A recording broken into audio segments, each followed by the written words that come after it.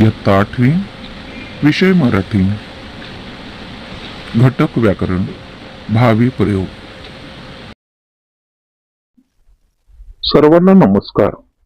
आज आपण प्रयोग विषय माहिती बघणार आहोत. यामध्ये आज आपण भावी प्रयोग अभ्यासणार आहोत. चला तर मग बघूया. तर पुढे काही वाक्य दिलेली आहे, ती वाक्य वाचा, निरीक्षण करा व कृती करा. पहिले वाक्य, 1. शिक्षकाने विद्यार्थ्याला शिकवले. दुसरं वाक्य, शिक्षिकेने विद्यार्थ्याला शिकवले. तिसरं वाक्य, त्यांनी विद्यार्थ्याला शिकवले. चौथं, मी विद्यार्थ्याला शिकवले. आता वरील वाक्य बघितल्यानंतर काही प्रश्न आहेत, ते बघूया.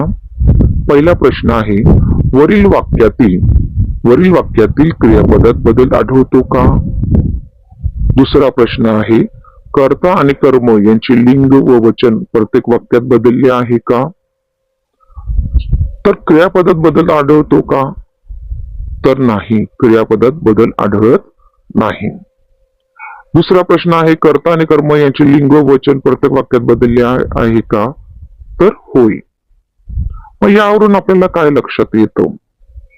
जेव्हा क्रियापदाचे रूप कर्त्याच्या आणि कर्माच्या लिंग वचनाप्रमाणे बदलत नसून ते नेहमी तृतीय पुरुषी नपुसकलिंगी एकवचनी असून स्वतंत्र असते, तेव्हा त्यास भावे प्रयोग असे म्हणतात.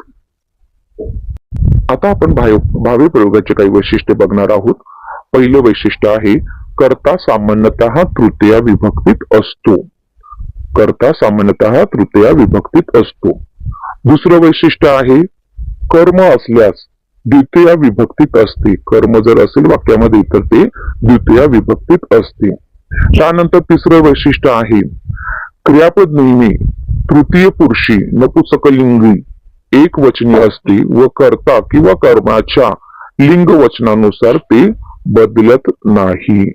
ही काही भावी प्रयोगाची वैशिष्ट्ये आहेत. त्याचबरोबर भावी प्रयोग ओळखण्यासाठी काही महत्वाच्या गोष्टी आहेत, त्या आपण बघूया.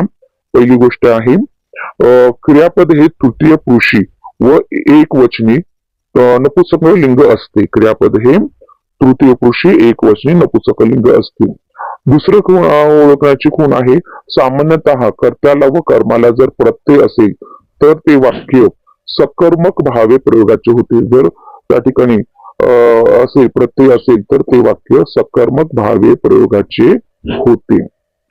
तिसरं खूण आहे, वाक्यात कर्म नसले व कर्त्याला प्रत्यय जर असेल तर ते वाक्य अकर्मक भावे प्रयोगाचे असते. मग या ठिकाणी आपण सकर्मक भावे प्रयोग ओळखण्याची खूण व अकर्मक भावे ओळखण्याची खूण ही पण पाहिलेली आहे.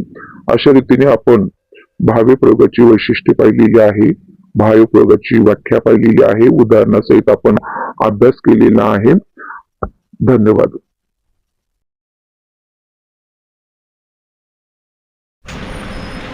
पुढील तक्त्याचे निरीक्षण करा.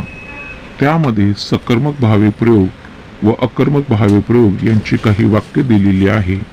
त्यानुसार दोघातला फरक तुम्हाला समजेल. धन्यवाद. चॅनलला लाईक, सबस्क्राईब व कमेंट करायला विसरू नका. मी तुमचे लाईक, सबस्क्राईब व कमेंटची वाट बघत आहे.